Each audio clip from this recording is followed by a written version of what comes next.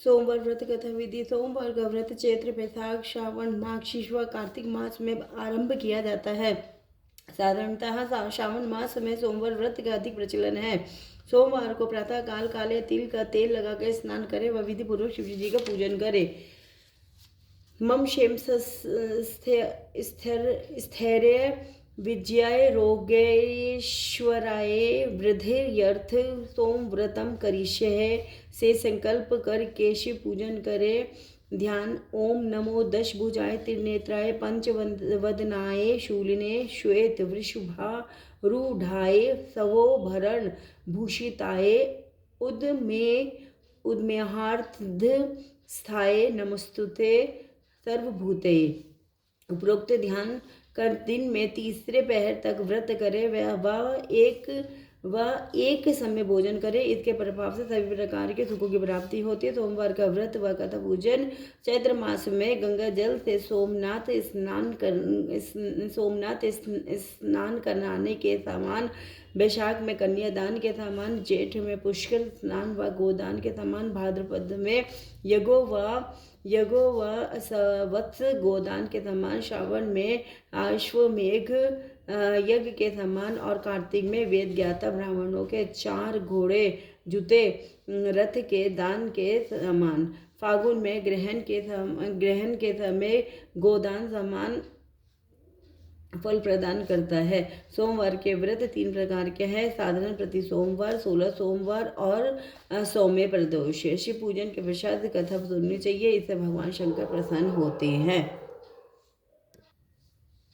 ओम नमः शिवाय। 16 सोमवार व्रत कथा। मृत्यु लोक में भ्रमण करने की इच्छा करके एक समय श्री भूतनाथ महादेव जी माता पार्वती के साथ पधारे। वहां वे भ्रमण करते करते विदर्भ देशांतर्गत अमरावती नगर नाम की अति रमणीक नगरी में पहुंचे। अमरावती नगरी स्वर्ग के सदृश सब प्रकार के सुखों से परिपूर्ण थी।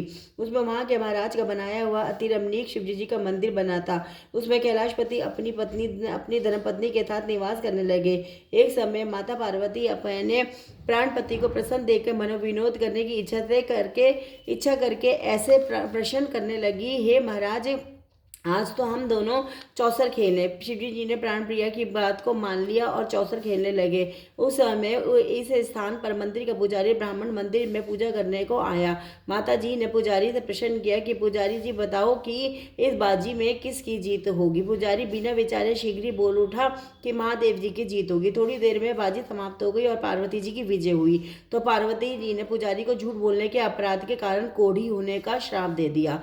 कुछ समय में पुजारी के शरीर से कोढ़ पैदा हो गया। पुजारी अनेक प्रकार से दुखी रहने लगा। इस तरह के कष्ट पाते पाते जब बहुत दिन हो गए तब देवलोक की अप्सरा शिव जी की पूजा करने उसी मंदिर में आई और पुजारी के कोढ़ के कष्ट को देख बड़े दया भाव से उससे रोगी होने का कारण पूछने लगी। पुजारी ने निसंकोच वह सब बातें उनसे कह दी। तब वह अप्सराएं बोली, हे पुजारी, अब तुम अधिक दुखी मत होना। भगवान शिव जी तुम्हारे कष्ट को दूर कर देंगे।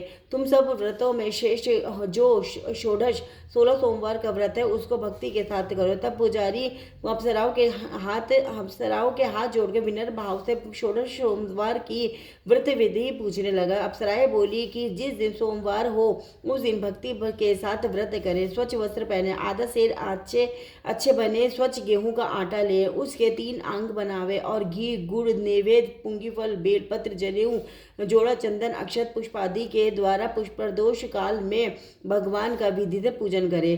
तत्पश्चात उन अंगाओं में से एक शिवजी जी को अर्पण करे, बाकी 2 को शिवजी जी की प्रसादी समझकर उपस्थित जनों में बांट दे और आप भी प्रसाद पावे। इस विधि से 16 सोमवार व्रत करे। तत्पश्चात 17वें सोमवार के दिन पांव सेर पवित्र गेहूं के आटे की बाटी बनावे, उसमें तदनुसार घी और गुड़ मिलाकर चूरमा बनावे और शिव जी का भोग लगाकर उपस्थित भक्तों में बांटे। पीछे आप सकुटुंब प्रसाद लेवे, जो भगवान की कृपा से उसका मनोरथ पूर्ण हो जावे। ऐसा कहकर अप्सराएं स्वर्ग को चली गई। ब्राह्मण ने यथाविधि षोडश सोमवार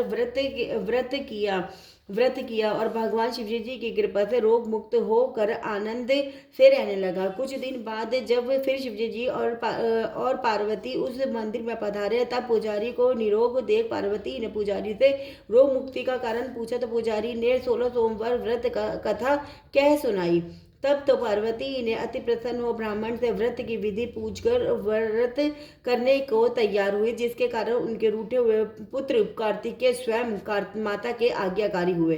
कार्तिकेय को अपने यह विचार परिवर्तन का रहस्य जानने की इच्छा हुई और माता से बोले, हे माता जी, आपने ऐसा कौन सा उपाय किया जिससे मेरा मन आपकी ओर आकर्षित हुआ। तब पार्वती जी ने वही 16 सोमवार व्रत कथा उनको कह सुनाई।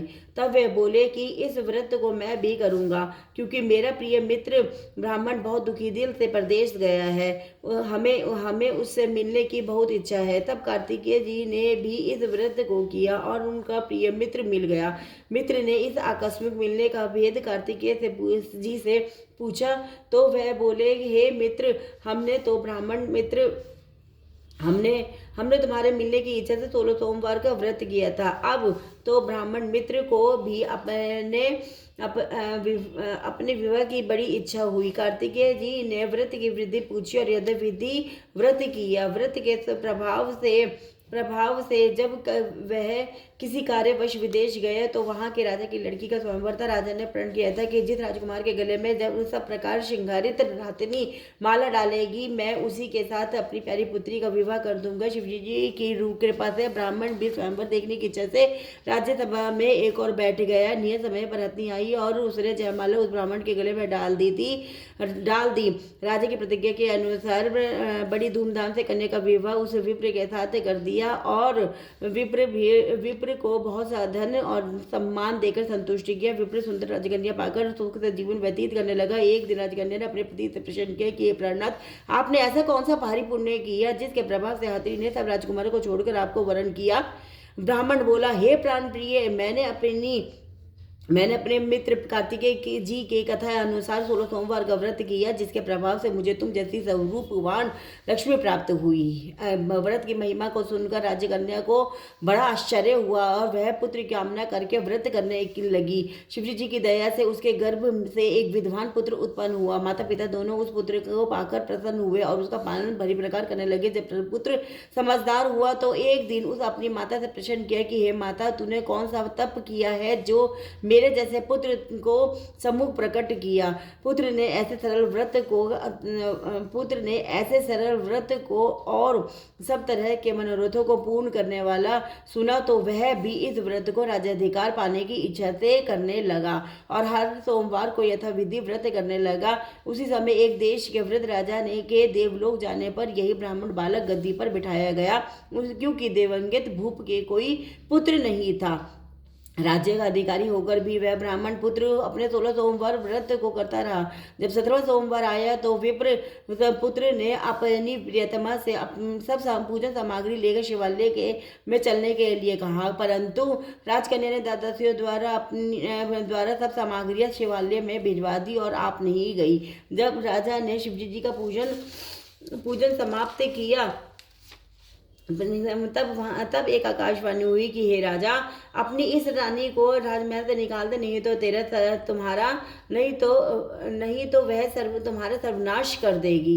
इस वाणी को सुनकर राजा तत्कालीन मंत्रणा ग्रहण में आकर अपने सभासदों को बुलाकर पूछने लगा कि हे मंत्रियों, मुझे आज शिव जी की वाणी हुई है कि राजा तू अपनी इस रानी को निकाल दे, नहीं तो मैं तेरा सर्वनाश कर देगी। मंत्री आदि सब बड़े विस्मय और दुख में डूब गए, क्योंकि जिस कन्या के कारण राज मिला है राजा उसी को निकालने का जाल रचता है, यह कैसे हो सकेगा। अंत में राजा ने उसे अपने यहाँ से निकाल दिया। रानी भाग्य को कोसी हुई नगर के बाहर आई, बिना पदत्राण, फटे वस्त्र पहने, भूख से दुखी धीरे धीरे चलकर एक नगर में पहुंची। वहां एक बुढ़िया सूत काट कर बेचने को जाती थी। रानी की करुण दशा देख वह बोली, चल तू मेरे साथ सूत बिकवा दे, मैं वृद्ध हूँ और भाव नहीं जानती हूँ। ऐसी बात बुढ़िया की सुन रानी ने सूत की गठरी उतार अपने सिर पर रखी।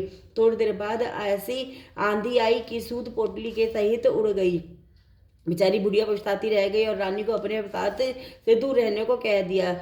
अब रानी एक तेली के घर गई तो तेली के सब मटके शिवजी जी के प्रकोप के कारण उसी समय चटक गए। इसी ऐसी दशा देख तेली ने रानी को अपने घर से निकाल दिया।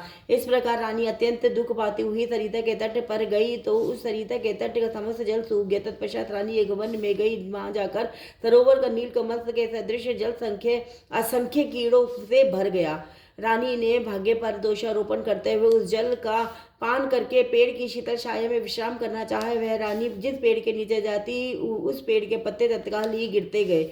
अपने अपने वन सरोवर के जल की ऐसी दशा देखकर उस वन के ग्वालों को अपने गौओं को चारा और पानी न मिलता देख बड़े दुख भाव से सब कथा अपने गोसाई जी से जो उस जंगल में स्थित मंदिर में पुजारी थी कही। ग्वाले रानी को लेकर गोसाई जी के पास गए।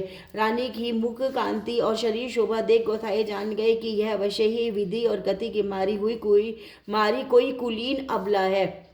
ऐसा सोच भी पुजारी जी ने रानी के प्रति कहा कि मैं तुमको पुत्री के समान रखूंगा। मेरे आश्रम में ही रहो। मैं तुमको किसी प्रकार का कष्ट नहीं दूंगा। गोसाई जी के ऐसे वचन सुनकर रानी को धीरज हुआ। वह आश्रम में रहने लगी। परंतु आश्रम में रानी जो भोजन बनाती उसमें कीड़े पड़ जाते, जल भर के लावे उसमें कीड़े पड़ जावे। जब तो गोसाई जी दुखी हुए और रानी से बोले कि हे बेटा, तेरे ऊपर कौन से देवता का कोप है जिससे तेरी ऐसी दशा है। पुजारी की बात सुन रानी ने शिवजी जी की पूजा करने को ना जाने की कथा सुनाई। तो पुजारी शिवजी जी महाराज की अनेक प्रकार से स्तुति करते हुए रानी के प्रति बोले, भाई तुम सब मनोरथों के पूर्ण करने वाले 16 सोमवार व्रत को करो। उसके प्रभाव से अपने को कष्ट से मुक्त हुआ जानो। गोसाई जी की बात सुनकर रानी ने 16 सोमवार व्रत की विधिवत संपन्न किया और 17वें सोमवार के पूजन के प्रभाव से राजा के हृदय में विचार उत्पन्न हुआ कि रानी को गए बहुत समय व्यतीत हो गया, ना जाने कहाँ का भटकती होगी, ढूंढना चाहिए। यह सोच रानी की तलाश करने चारों दिशाओं में दूत भेजे। वे तलाश करते हुए पुजारी के आश्रम में रानी को पाकर पुजारी से रानी को मांगने लगे। परंतु पुजारी जी प्रार्थना करने लगे कि महाराज, जो बाई जी आपके आश्रम में रहती है वह मेरी पत्नी है। शिवजी जी के कोप से मैंने इसको त्याग दिया था। अब इस पर शिवजी जी का प्रकोप शांत हो गया है, इसीलिए मैं इसे लेने आया हूँ। आप इसे मेरे साथ चलने की आज्ञा दे। गोसाई जी की आज्ञा पाकर रानी राजा के साथ महल में आई। घर में मंगलगान होने लगे। पंडितों ने विविध वेद मंत्रों का उच्चारण करके अपनी राजरानी का आह्वान किया।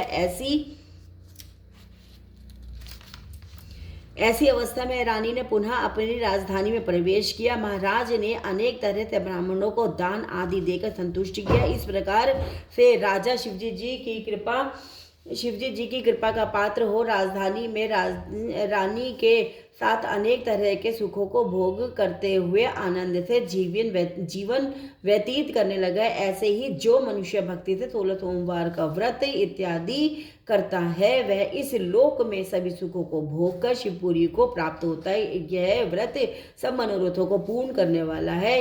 इति 16 सोमवार व्रत कथा पूर्ण हुआ। ओम नमः शिवाय। कृष्ण हरे राम राम राम हरे हरे, लक्ष्मी नारायण नारायण नारायण, गोविंद नारायण नारायण नारायण, भजन नारायण नारायण नारायण, सीता नारायण। श्री शिवाय नमस्तुभ्यं, श्री शिवाय नमस्तुभ्यं, श्री शिवाय नमस्तुभ्यं। ओम कारेश्वर ज्योतिर्लिंग महादेव की जय। ओम कारेश्वर ज्योतिर्लिंग महादेव की जय। ओम कारेश्वर ज्योतिर्लिंग महादेव की जय। राधे राधे श्याम। आटे से बना चूरमे का सेवन हमें जब व्रत का हम भोग लगा के खाना खाएं तभी हमें उसको प्रसाद को खाना है। आटे का एक समय ही हम अन्न खा सकते हैं और मीठे ही व्रत सोमवार के किए जाते हैं। धन्यवाद।